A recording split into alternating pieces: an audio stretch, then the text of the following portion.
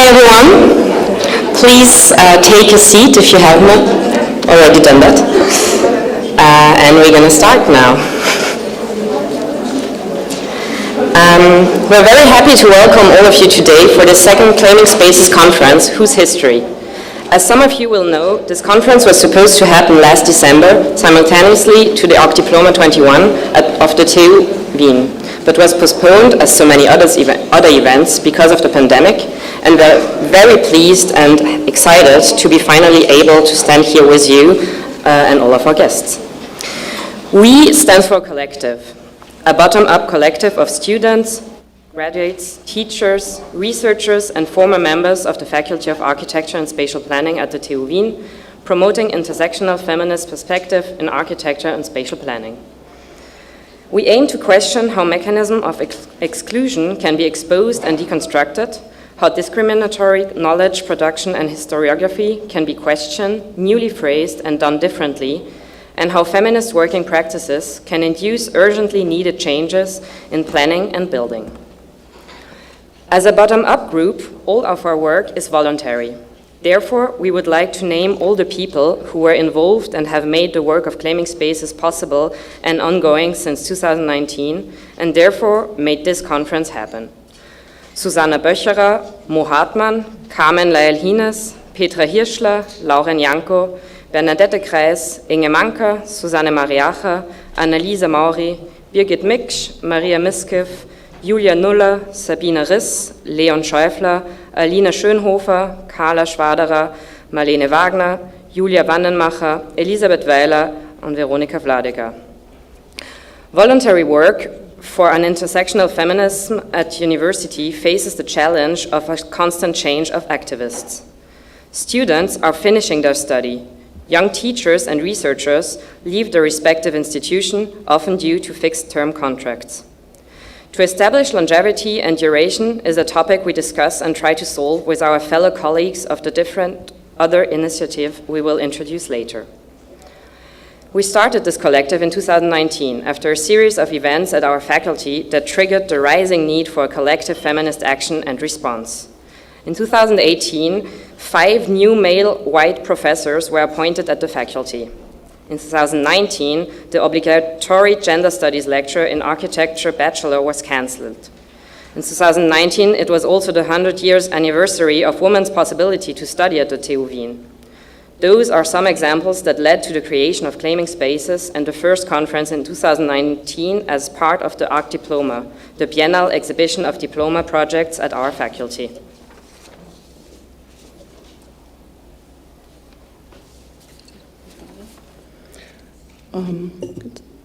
Although founded mainly to organize this first conference, the collective kept on working. So, sorry, this is because we can't see here in this one.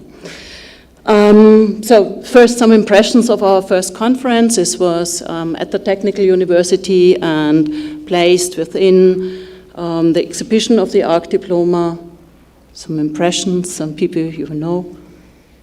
We also had a workshop and several other parts, like a performance like we will have today. After the conference, one of the things we kept on working, the first thing we did was the so-called Future Lab magazine. It's a magazine which is published at our faculty, and this one was issued in May 2020. And it turned out to be the most requested of all Future Lab magazines. And it was mainly a documentation of the conference. You can see some of the examples which are left on the back and our book table. So, and here this was also this small poster you can put out of the magazine and put on your wall. So this was the results, the banners from the workshop.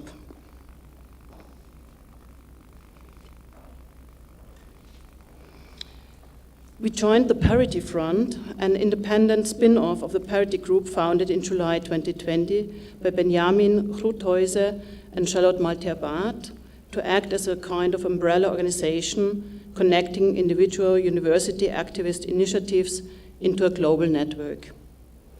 The goal of the Parity Front is also to create synergies, to build up and bundle common knowledge, as well as acting as a strategic advisor in building new bottom-up initiatives, fighting for gender equity and diversity in higher education institutions.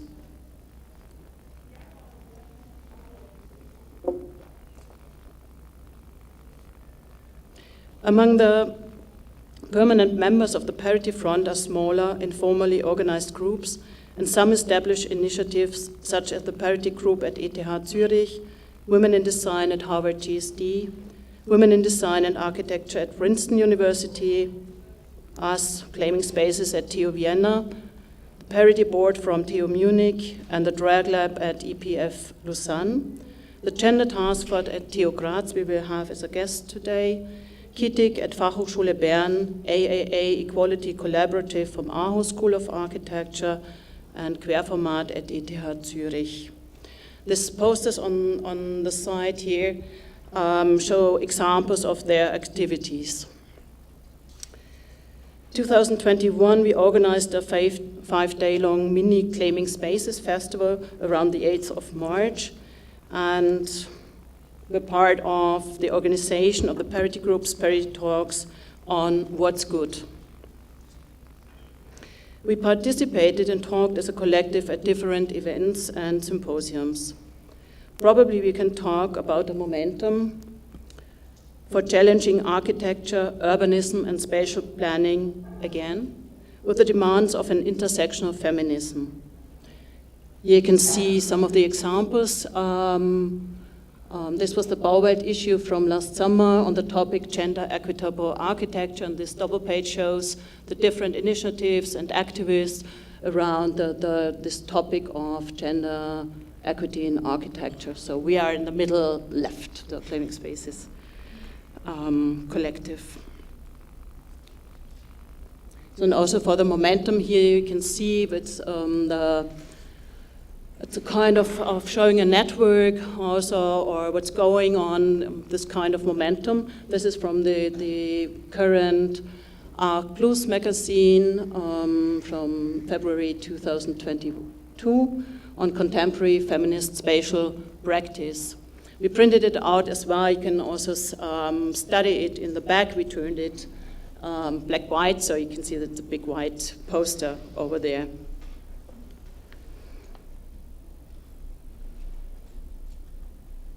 This have to skip, comes later.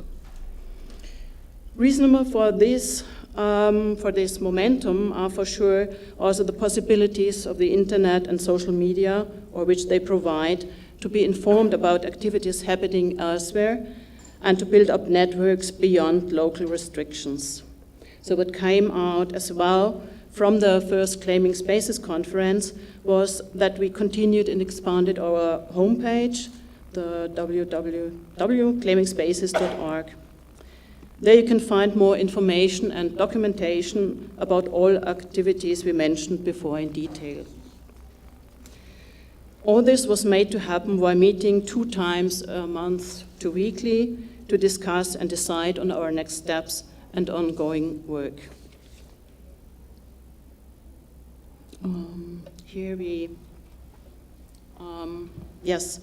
there was planned this warning, how do you say? So we won't have that video by Ksenia Gubkina. Ksenia Gubkina was our guest at the first conference, and we got in contact with her. She's from Kharkiv, Ukraine, and we got in contact with her again last week. And Bernadette will now be so kind to say a few words because we haven't got the video due to several reasons. Yeah, before we go to the topic of today's conference, we spontaneously decided to put another very important issue to this conference. It's the war in Ukraine. And as Inge mentioned, 2 years ago at our Cannes conference, we invited Ksenia Gubkina.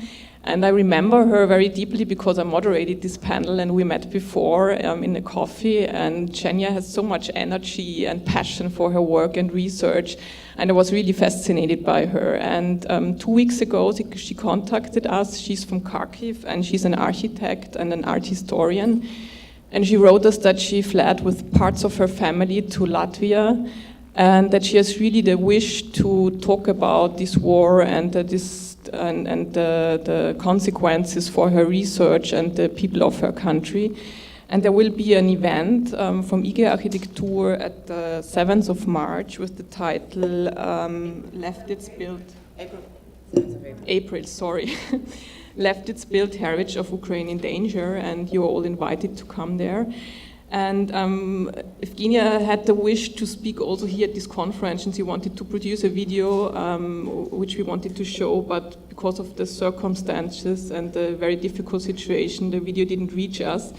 But I wanted to read out some quotes of her email because I think it's important that we also hear her voice as well here at the conference. She wrote, "I want to share something that is very relevant to my experience and the topic of your conference. Because you know, so many things become clear and visible against the backdrop of extreme events such as war. These are things that in ordinary life can lie in front of your eyes for decades and not cause any doubts. So I will appreciate if you give me the floor even without my presence." Even if Genia is not here today, I think it would be very important for her and also for us to learn about this war and the problems which came with this war if you join us on the 7th of April when she's coming to Vienna. We prepared some books. Evgenia was involved, and you can find the books on our book table in the back, and you can see about her research about the Ukraine heritage. So thank you.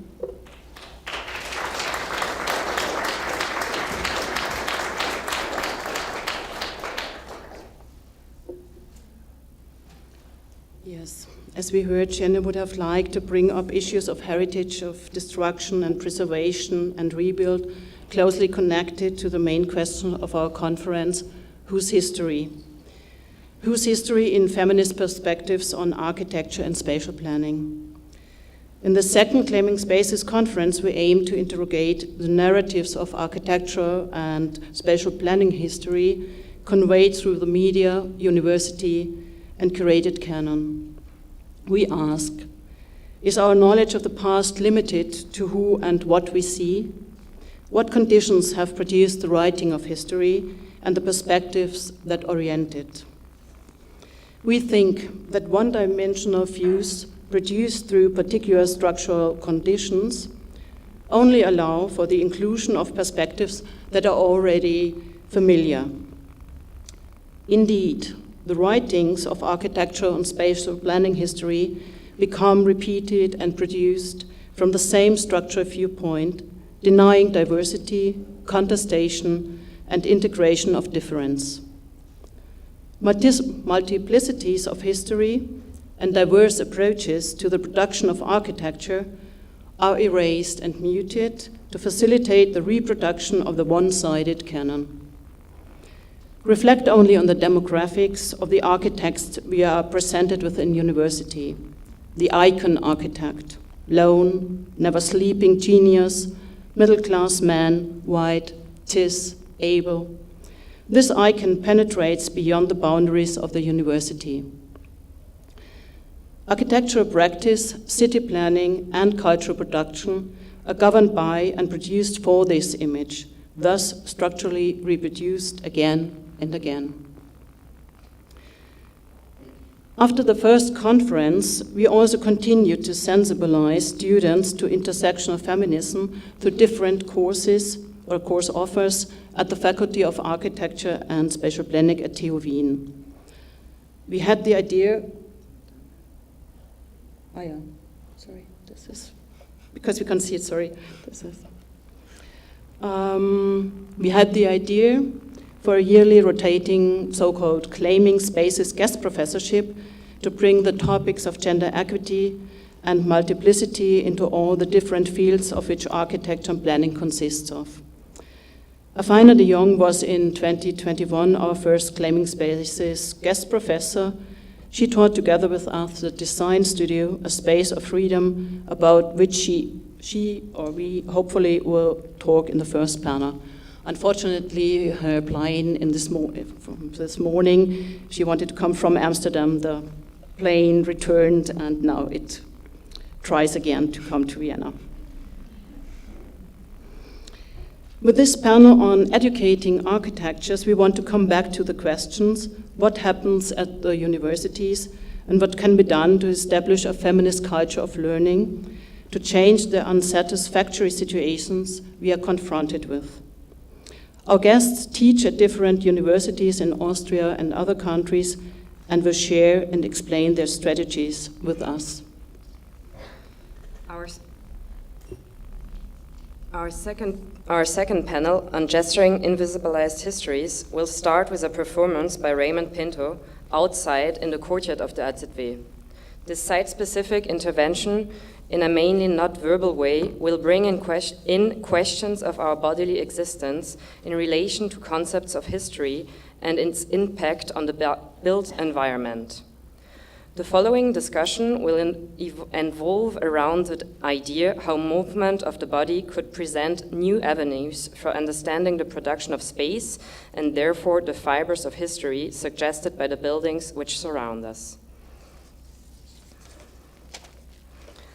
The third panel, Unseen Realities, focuses on invisible work and authorship in the everyday life of architectural production.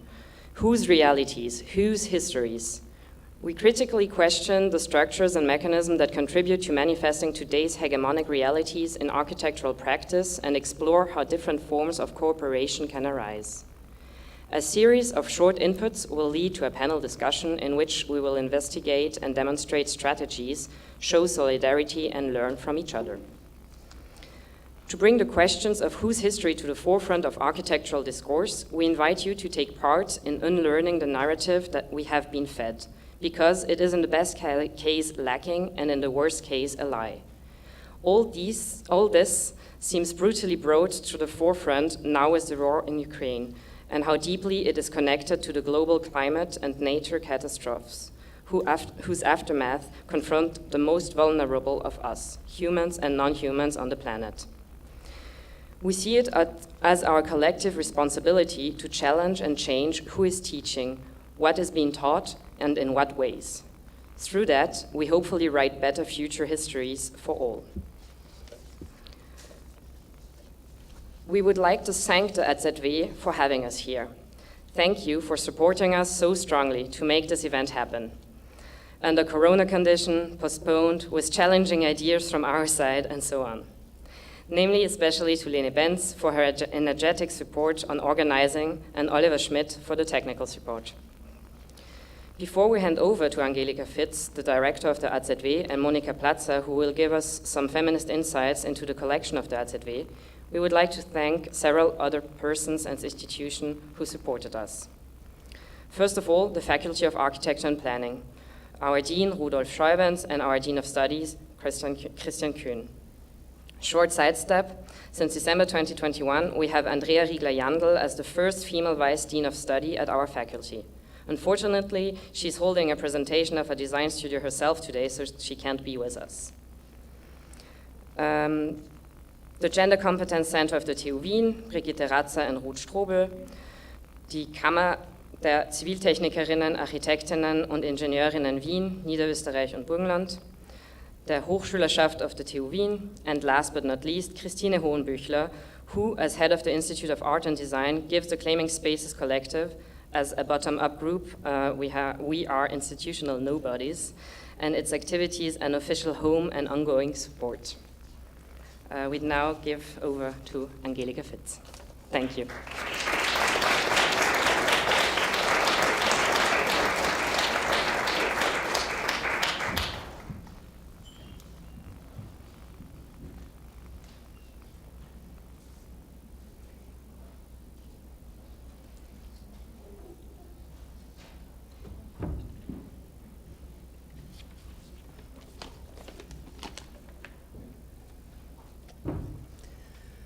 Thanks a lot for this introduction and good morning also from my side. Welcome to the Architekturzentrum Wien, the Austrian Architecture Museum.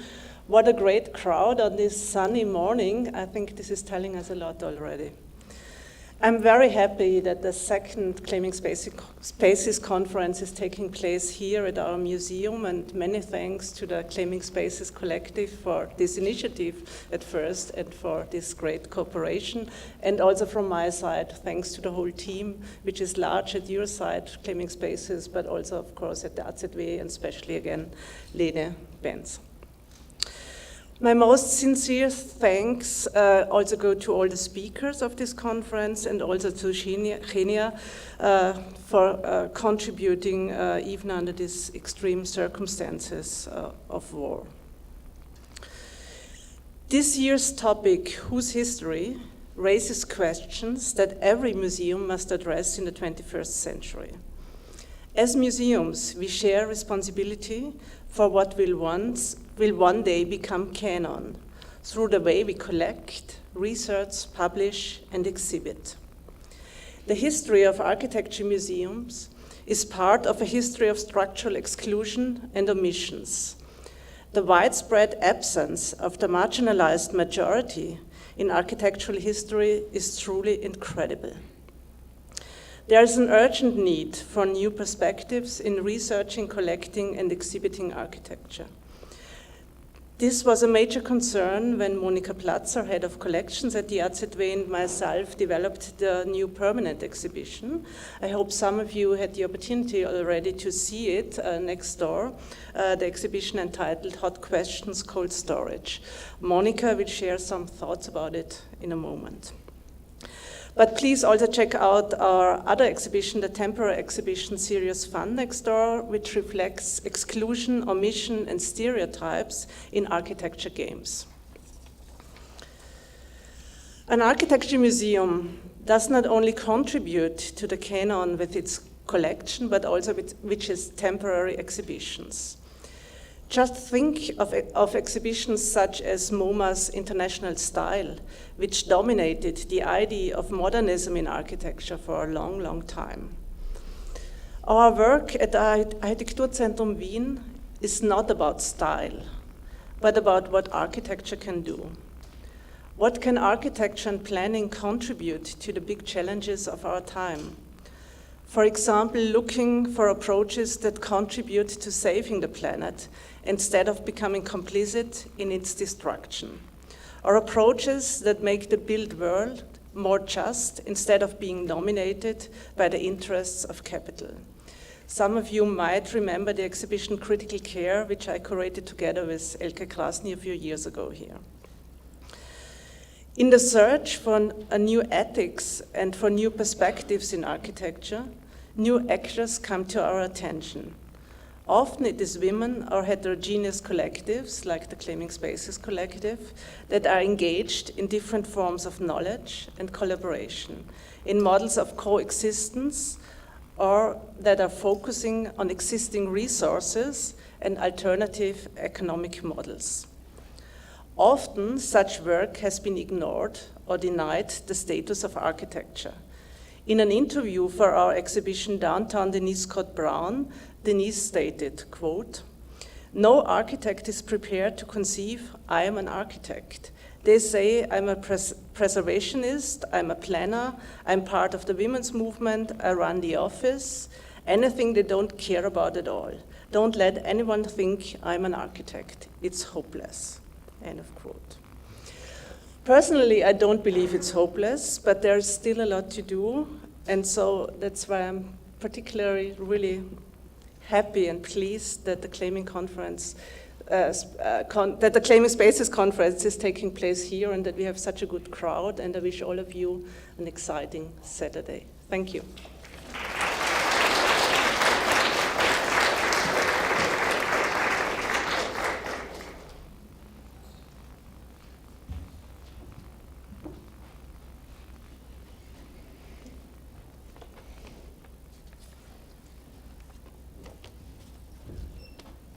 Yeah, very warm welcome also from my side. And as Angelika has mentioned before, we are really thrilled that all of you are here. I'm just going to talk very briefly about my work and the challenges as a curator, but also as a head of collection. and also like to introduce with a few examples our approach towards what we want to address and how we also want to challenge our accustomed view of architecture. In our new permanent exhibition, you hopefully will have time to see, Hot Questions and Cold Storage, we had laid the focus on questions and a present-day view at our holdings. The result is 7 questions and 7 themes that tell stories, enable new insights, reveal blind spots, and brush the familiar against the grain. I will now, in my short presentation, mainly focus on the blind spots.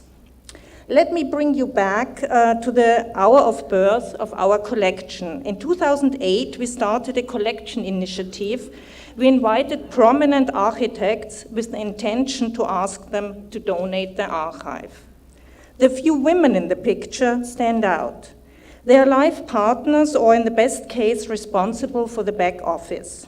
Over decades, their mostly male narrative perspectives have solidified into master narratives. It is all the more astonishing that despite all structural discrimination, there were more than 200 women enrolled in Austrian architectural schools before 1938. Making these women architects visible and inscribing them in the canon is one of our long-term research concepts, which we cannot make alone, but we need help from everyone and wherever we can get it. At the same time, a look at the architecture schools conveys the structural disadvantage of women architects and exposes the long-lasting effects of gender discrimination in appointment procedures for professorship. The first female full professor of architecture in Vienna was Nasrin Serraci in 1969 at the Academy of Fine Arts. The first female, 96, sorry. At the Academy of Fine Arts. The first female architect estate in our collection was that of Edith Lassmann, which we took in from her daughter in 2016. From 1952, Lassmann had a valid license as a civil engineer and worked as an independent architect. She studied architecture at the TU Wien from 1938 and received her doctorate in 1944.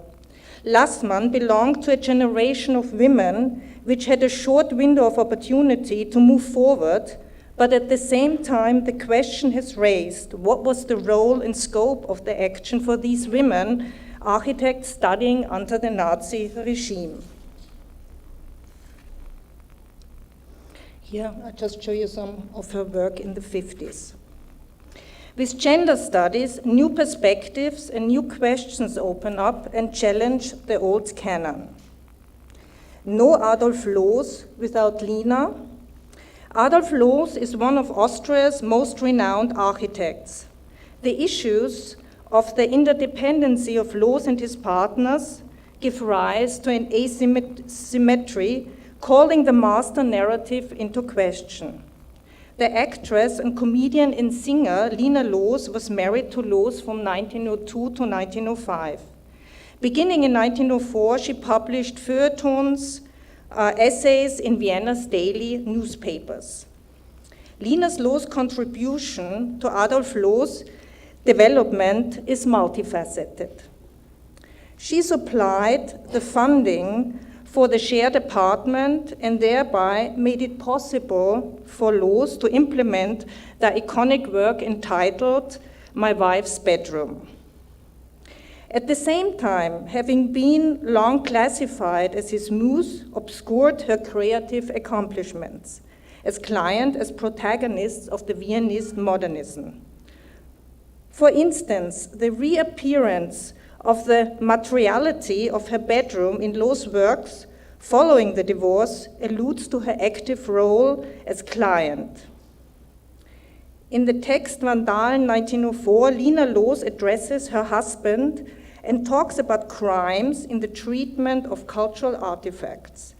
Her participation in the essay, Ornament and Crime, a text which was several years in the making, is a topic of feminist research and was first raised by Anna Maria Simonovic in her dissertation at the TU Wien in 2015. In the history of architecture, female roles are missing, and this led to a shortfall in our holdings. Our kickoff for awareness, also on our side, was the acquisition of 2 Barbies. In 2011, as part of the Barbie offensive, I Can Be, which aimed to inspire more girls to pursue technical professions, the Architect Barbie was co-initiated by female architects. Immediately after, controversy arose over the proper look for female architects. With her dress, pink case for plans, and high heels, the Barbie does not correspond to the usual self-image of architects dressed in black. Against any kind of stereotypical cliches, we posed the question, why not pink, in the exhibition. In 2017, the Barbie builder followed with a pink helmet, and this time in pants and sturdy shoes. Women wearing hard hats are still in the minority of construction sites. In contrast, the gender ratio on the architectural faculties is balanced today. A problem not to be underestimated, besides the male-dominated canon, is the mostly poor source situation on female architects. In this context, it's essential to develop new exhibition and research strategies. Inscribing an undocumented co-actor in history was one of the starting points of the exhibition Bernard Rodowsky. Berta Rodowsky was not only a wife and a contemporary witness, but also a collaborator, fellow traveler, manager, driver, translator, sandal producer, lecturer, model, and muse. Until her death, she was the executor of her husband's estate, and as an anonymous and unnamed protagonist involved in his oeuvre in many ways. My curatorial approach to Bernard Rodowsky was through Berta Rodowsky's personal narrative. Margot Fürch and I accompanied Berta to various locations between 2002 and 2004. The final product was a 50-minute film with the title, My Best Job Was to Be Bernhard's Wife. This film makes the beginning of the exhibition. The audience is given the opportunity to understand the facts and motives that took place behind the scenes of the official story and see Rodowsky's work from a different point of view. All of us in this room are aware that writing history is never entirely objective. The selection and interpretation of the material is made by persons who have themselves been shaped by specific narratives. After my very briefly sharing observation and perspectives, I'm really looking forward of learning from you and listening to you and hearing more about how we can shape and make history. Thank you very much.